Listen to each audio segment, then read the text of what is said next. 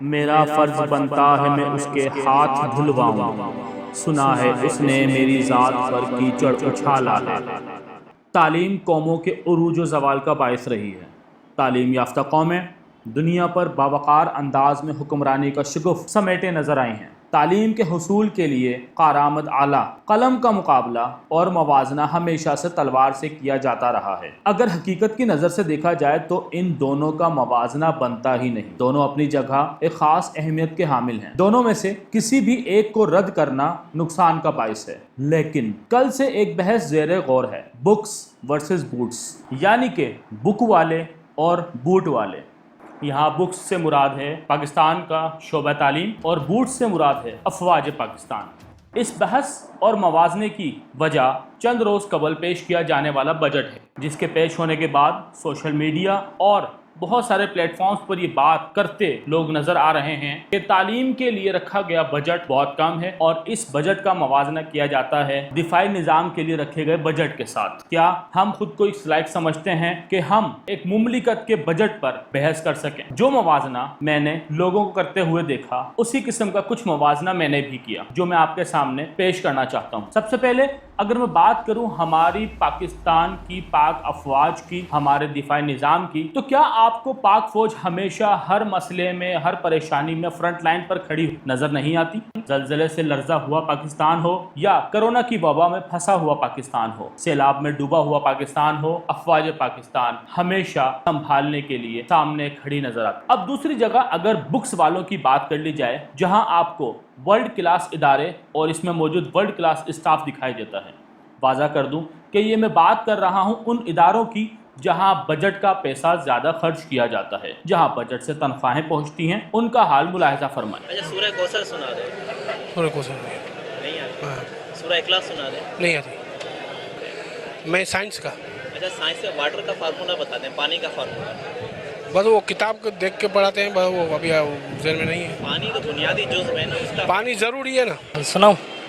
اعوذ باللہ الشیطان بسم اللہ۔ پاک سرزمین شاد باد کی شور حسین، قوم ملک سلطنت شاہ دادا بند آباد، پاک سرزمین کا نظام قوم ملک آگے یاد نہیں ہے۔ پاک سرزمین شاد باد کی شور حسین شاد باد، تو نشان عظم عالی شان مرد پاکستان۔ یہاں میں ایک اور بات واضح کرتے چلوں کہ ہمارے ملک پاکستان میں بہت سے ایسے ادارے بھی ہیں جو حقیقی تعلیمی مقاصد اور امت کے روشن اور کامیاب مستقبل کے لیے محنت کرتے نظر آتے ہیں۔ آئیے تھوڑا اور آگے چلتے ہیں۔ کسی بھی ادارے یا کسی بھی چیز کی اہمیت اور اس کی افادیت کا اندازہ اس سے ملنے والے آؤٹ پٹ پر لگایا جاتا ہے۔ اگر میں یہاں بات کروں ہمارے نظام تعلیم کی یا پاکستان کے شعبہ تعلیم، جن کے مقاصد تھے کہ ہمارے آنے والی نسل ایک ایسی نسل ہو جو خود کو گروم کر سکے، جس کے پاس ایک ویژن ہو، جن کے کردار بلند ہوں، جن کی سوچیں بہت اعلیٰ ہوں، جن میں خود مختاری انتہا کی، جن کی تعلیم سے محبت مثالی ہو، جو وقت کی تنظیم سے لے کر مال اور وسائل کی تنظیم میں بہترین ہوں، جو اپنے ملک پاکستان، اپنے مذہب اسلام سے محبت کرنے والے۔ لیکن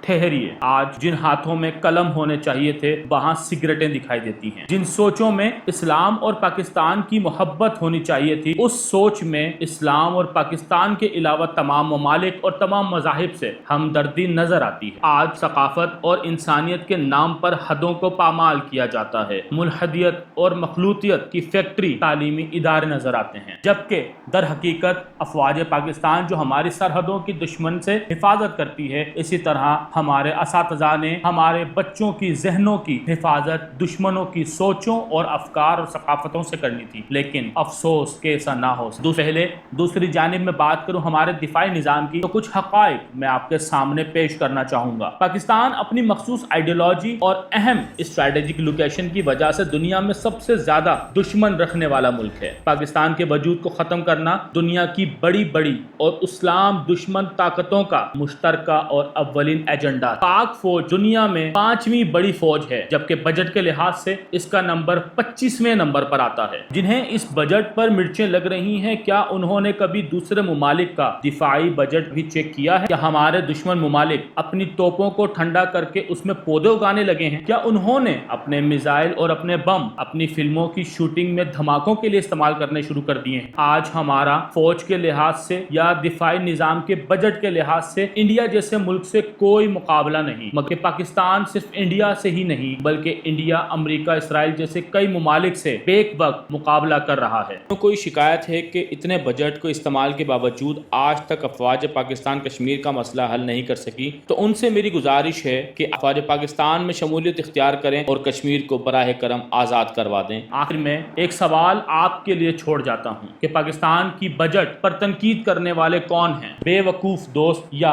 अक्लमंद दुश्मन।